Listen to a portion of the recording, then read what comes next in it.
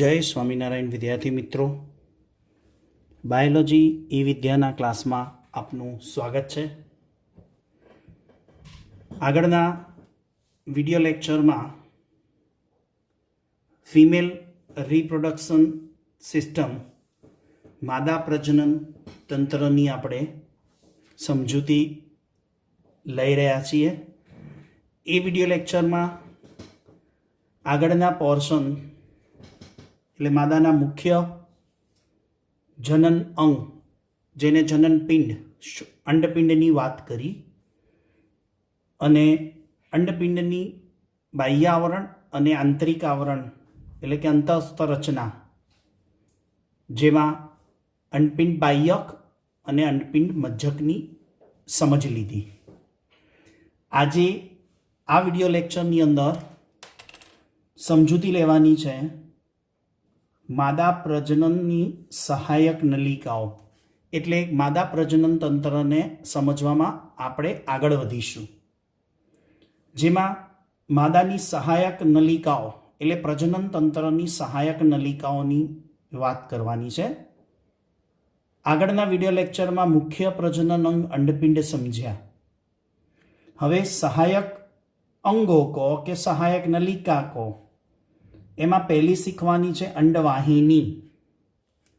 અંડવાહિનીને Fallopian tube બોલાશે, ઇંગ્લિશમાં શું બોલાય? Fallopian tube. અંડવાહિનીની સંખ્યા એક જોડ છે, એટલે લેફ્ટ અને રાઈટ એમ બે સાઈડ છે। એની લેન્થ એની લંબાઈ 10 થી 12 સેન્ટીમીટર છે। કેટલી છે? 10 થી 12 સેન્ટીમીટર। અહીંયા આકૃતિ રજૂ કરું છું, સમજો। ઓકે, દેખાય છે ને? રાઈટ। હવે જુઓ, અહીંયા આ આપણે કાલે શીખ્યા અંડપિંડ ગર્ભાશયની બે પાર્શ્વ બાજુએ નિતંબ પ્રદેશમાં પૃષ્ઠ દિવાલ સાથે જોડાણ ધરાવતા આ એનો અંડપિંડનો બાહ્યક વિસ્તાર અને આ મજ્જક વિસ્તાર કાલે વિડિયો લેક્ચરમાં સમજૂતી આપી। હવે આપણે શીખવાનું છે અંડવાહિની। તો આ જે છે આ એક બાજુ અને આ બીજી બાજુ, આ બંને શું બતાવે છે? અંડવાહિની બતાવે છે।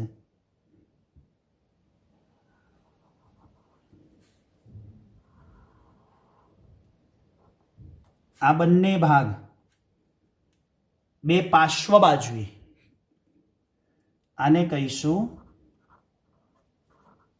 અંડવાહિની, ફેલોપિયન ટ્યુબ છે। પ્રત્યેક અંડવાહિની, જો આ બાજુની આપણે અંડવાહિનીને સમજીએ તો આ બાજુની અંડવાહિની અને આ અંડવાહિની એ 10 થી 12 સેન્ટીમીટર, એટલે પ્રત્યેક અંડવાહિની 10 થી 12 સેન્ટીમીટર છે। અંડપિંડના પરિઘ વિસ્તારથી ગર્ભાશય સુધી લંબાઈ છે। આ આપણે અંડપિંડની વાત કરી, એનો પરિઘ વિસ્તાર એટલે આ થાય। આ અંડપિંડનો પરિઘ વિસ્તાર આ થાય। પરિઘ વિસ્તારથી અહીંયાથી શરૂ કરી અને છેક ગર્ભાશય સુધી લંબાઈ છે। પ્રત્યેક અંડવાહિની અંડપિંડના પરિઘ વિસ્તારથી શરૂ કરીને છેક ગર્ભાશય સુધી લંબાઈ છે, એટલે એને ગર્ભાશય નળી પણ કહેવાય। શું બોલાય? ગર્ભાશય નળી। એક વાત યાદ રાખજો વિદ્યાર્થી મિત્રો, અંડવાહિનીનો આ છેડો એટલે કે દરેક અંડવાહિનીનો એક છેડો મુક્ત હોય। આ અંડવાહિનીનો આ છેડો, આ બાજુની અંડવાહિનીનો આ છેડો મુક્ત છે અને બીજો છેડો ગર્ભાશય સાથે જોડાણ ધરાવે। આ અંડવાહિનીનો આ છેડો મુક્ત છેડો કહેવાય અને એનો બીજો છેડો અંડવાહિનીનો ગર્ભાશય સાથે જોડાણ ધરાવે. પણ મેં હમણાં એમ કીધું કે યાદ રાખજો, એટલે શું યાદ રાખવાનું? અંડવાહિનીના આ મુક્ત છેડા અંડપિંડ સાથે કોઈ પણ પ્રકારનું જોડાણ ધરાવતા નથી. રાઈટ? અંડવાહિનીના મુક્ત છેડા આ અંડપિંડ સાથે કોઈ પણ પ્રકારનું જોડાણ ધરાવતા નથી. માત્ર એના મુક્ત છેડા અંડપિંડની આગળ પરિઘ વિસ્તાર તરફ ખુલતા હોય, આ રીતે ખુલે, પણ જોઈન્ટ નથી અંડપિંડ સાથે. આ યાદ રાખજો. આગળ હવે એ અંડવાહિનીના ભાગોને સમજવા છે. અંડવાહિનીના મુખ્ય 3 ભાગ છે. એક છે અંડવાહિની નિવાપ. બીજો ભાગ છે, પહેલો ભાગ આપણે અંડવાહિની નિવાપ, બીજો ભાગ છે તુંબિકા, અને ત્રીજો ભાગ છે ઇથમસ. તુંબિકા અને ઇથમસ. તો અહીંયા જુઓ, આ ભાગ છે એને પોળા ગરણી જેવો જે ભાગ છે એને શું કહીશું? અંડવાહિનીનો જે આ મુક્ત છેડો છે એ મુક્ત છેડો પહોળો અને ગરણી જેવો છે. અહીંયા શું લખ્યું છે? અંડપિંડની નજીક, એટલે આ અંડપિંડની નજીક ગરણી આકારનો. તો આ ગરણી આકારનો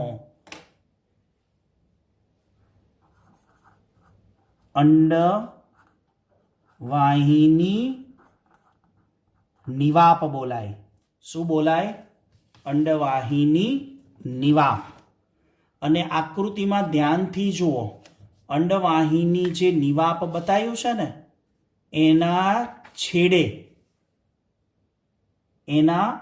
છેડે એટલે કે આ એના છેડા છે, ત્યાં શું છે? ફિમ્બ્રી અથવા પક્ષમો કહેવાય. એ ફિમ્બ્રી, આને કહીશું આપણે ફિમ્બ્રી, એટલે પક્ષમો. એટલે અંડવાહિની નિવાપના જે આ ભાગ છે, જે ફિમ્બ્રી છે, એ પક્ષમો જેવી રચના કહીએ આપણે. એક હલનચલન કરતી રચના હોય આ ફિમ્બ્રી. અને એનું કાર્ય શું? આ ફિમ્બ્રીનું કાર્ય કીધું છે કે જ્યારે આ અંડપિંડમાંથી અંડકોષ મુક્ત થાય, અંડપિંડમાંથી શું મુક્ત થાય? અંડકોષ. આ જે અંડકોષ મુક્ત થાય એ આ ફિમ્બ્રી વડે શું કરવામાં આવે? અંડકોષને એકત્રિત કરવામાં આવે. એટલે અંડવાહિની નિવાપના છેડે ફિમ્બ્રીનું કાર્ય શું? કે અંડપિંડમાંથી મુક્ત થતા અંડકોષને એકત્રિત કરવાનું કાર્ય કરે છે. અને એ ફિમ્બ્રી અંડપિંડમાંથી મુક્ત થતા અંડકોષને એકત્રિત કર્યા પછી અંડવાહિની તરફ ધકેલે.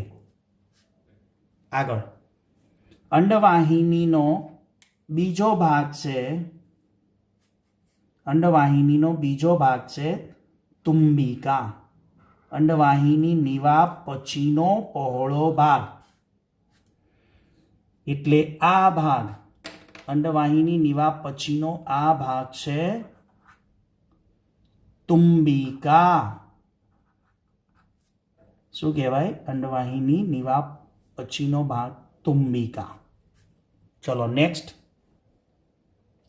ત્રીજો ભાગ, અંડવાહિનીનો સાંકડો પોલાણ ધરાવતો ભાગ. એકદમ નેરો થાય, સાંકડો થાય, અને આ સાંકડો ભાગ જે છે એને આપણે કહીશું ઇથમસ.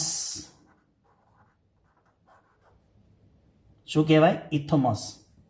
એ ઇથમસ શું કરે છે? અંડવાહિની અને ગર્ભાશય સાથેનું જોડાણ ધરાવે.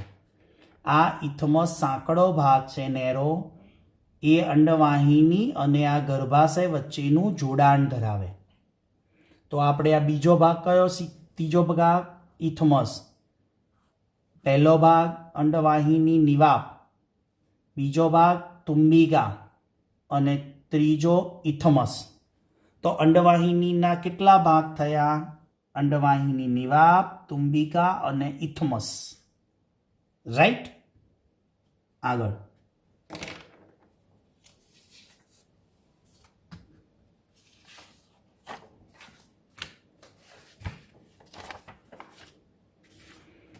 હવે આગળનું અંગ છે માદા પ્રજનન તંત્રનું ગર્ભાશય. ગર્ભાશયનું બીજું ગુજરાતી નામ જાણીતું છે.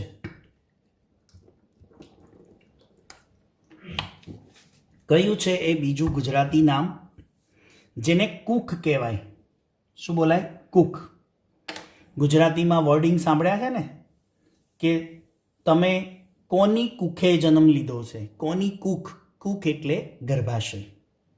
એની સંખ્યા એક જ છે અને એ ગર્ભાશયનો આકાર ઊંધી નાસપતિ જેવો છે.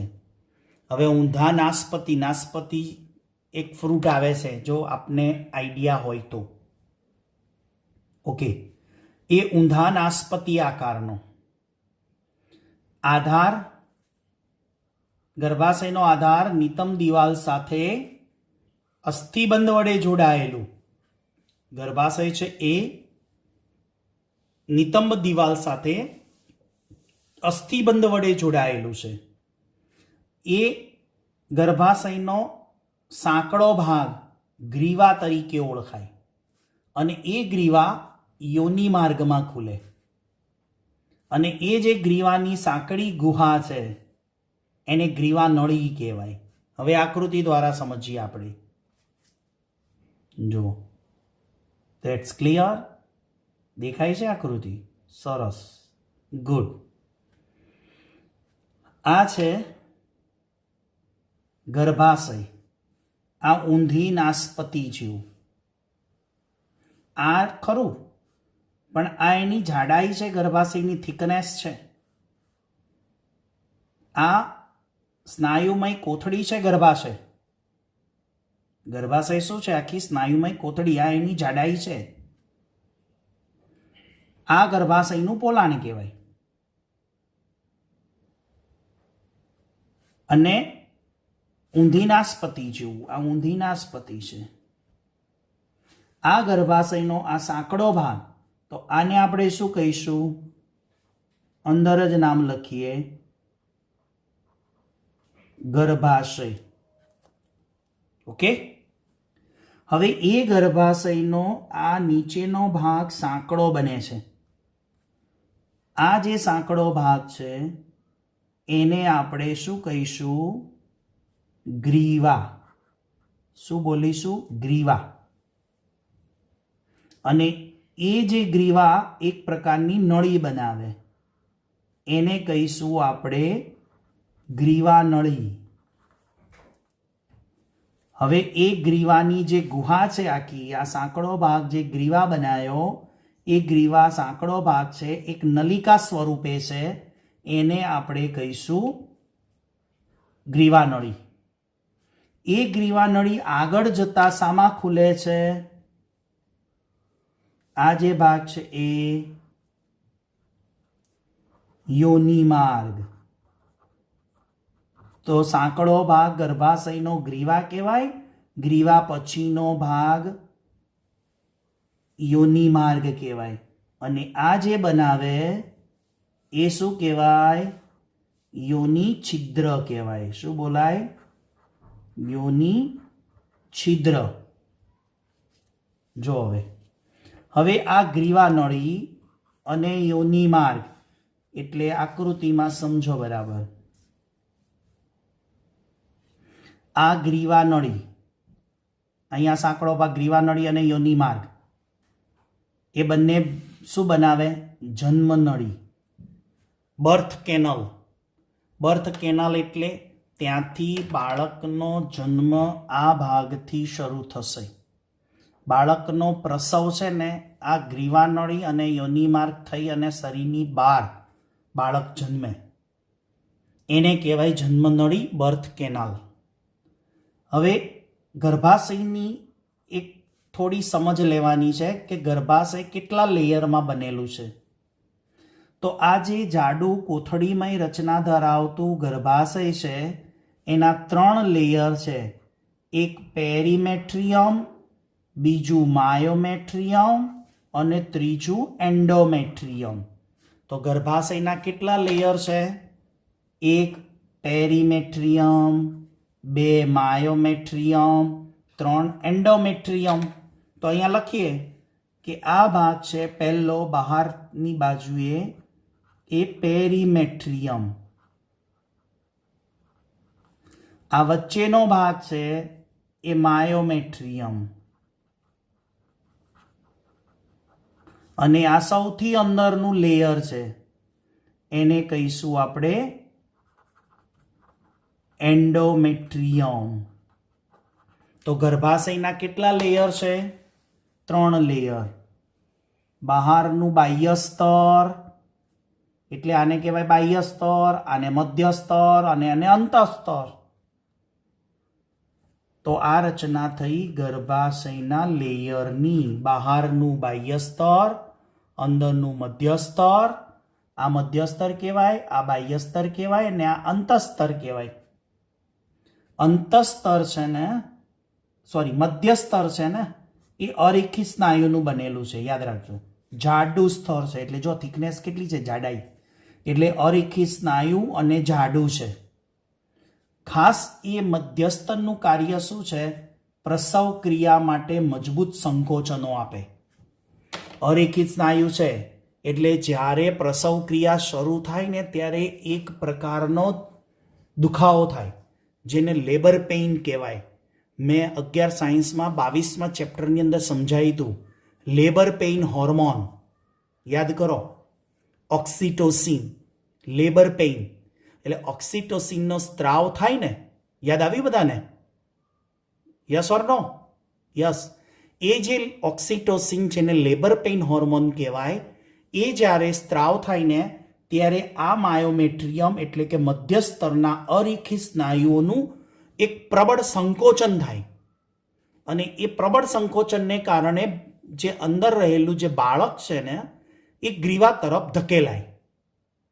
આને કહેવાય માયોમેટ્રિયમનું કાર્ય. એન્ડોમેટ્રિયમ અંદરનું સ્તર છે અને કેવું છે? ગ્રંથિમય. અને એ અંદરનું ગ્રંથિમય સ્તર છે એનું કાર્ય શું?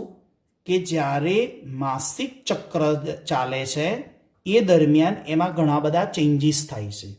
તો આ માયોમેટ્રિયમની અંદર ગ્રંથિમય છે અને હોર્મોન્સ FSH અને LH આની અસરથી એન્ડોમેટ્રિયમમાં થોડા ચક્રીય ફેરફારો થાય અને એ ચક્રીય ફેરફારો એ માસિક ચક્ર માટે જવાબદાર છે. તો મિત્રો, આ થઈ ગર્ભાશયની આંતરિક રચના, એના લેયરો. નેક્સ્ટ આપણે જોવાનું છે ગર્ભાશયનું કાર્ય. ગર્ભાશયનું કાર્ય એક તો ઋતુસ્ત્રાવની ક્રિયા જેને આપણે માસિક સ્ત્રાવ કહીએ છીએ. બીજું કાર્ય છે ગર્ભનું સ્થાપન, એટલે ગર્ભાશયમાં ગર્ભ સ્થાપન થાય અને ગર્ભનો વિકાસ પણ ક્યાં થાય? ગર્ભાશયમાં. તો આ વાત હતી ગર્ભાશયના કાર્યથી. ગર્ભાશયની વાત પૂરી થઈ. હવે આગળ વધીએ તો આગળનો માદા પ્રજનન અંગ છે યોનિ માર્ગ. યોનિ માર્ગ એટલે આ ગર્ભાશયની ગ્રીવા, એના પછી નલિકામય માર્ગ છે જે સ્નાયુમય અને સ્થિતિસ્થાપક છે. કેવો હોય? સ્નાયુમય અને સ્થિતિસ્થાપક.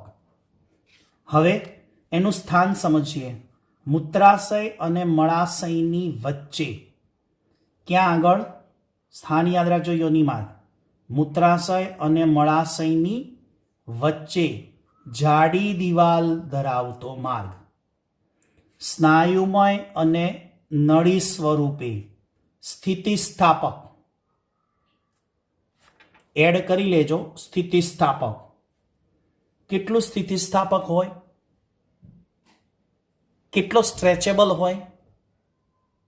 બાળકનો જન્મ ત્યાંથી થવાનો છે. એવરેજ 2 થી 4 કિલોનું બાળકનો જન્મ એ યોનિ માર્ગથી થવાનો છે. એટલે વિચારો, સમજો કે કેટલો સ્થિતિસ્થાપક હશે. એની લંબાઈ ગ્રીવાથી શરૂ થાય, એનો અંત યોનિ દ્વાર વડે શરીરની બહાર ખુલે.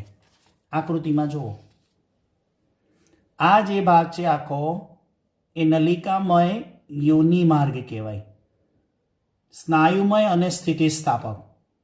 આ ગ્રીવા નળીથી શરૂ થયો અને આ યોનિ છિદ્ર દ્વારા પૂરો થાય અને યોનિ છિદ્ર વડે શરીરની બહાર ખુલે.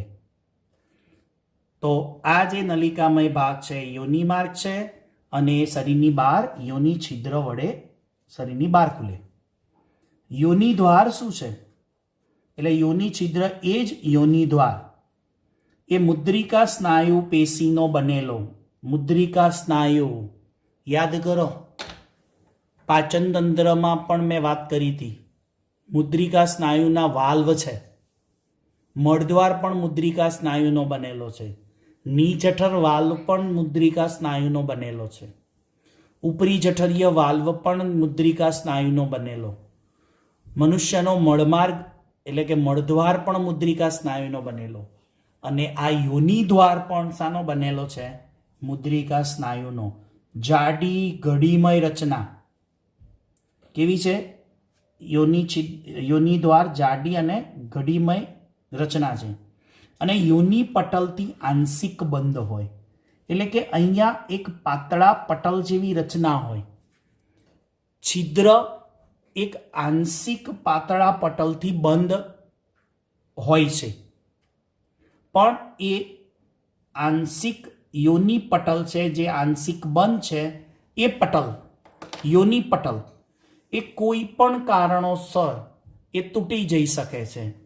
કાં તો કસરત કરવાથી, કાં તો કોઈ ગેમ રમવાથી, કાં તો કોઈ સાયકલ ચલાવવાથી, આવા કોઈ પણ કારણોસર એ યોનિ પટલ જે આપણે કહીએ છીએ આંશિક પાતળો પટલ છે જે આંશિક બંધ છે. યોનિ દ્વાર એ યોનિ પટલથી આંશિક બંધ છે. યોનિ દ્વાર યોનિ પટલ વડે આંશિક રીતે બંધ છે. એ યોનિ પટલ કોઈ કારણોસર તૂટી જઈ શકે છે.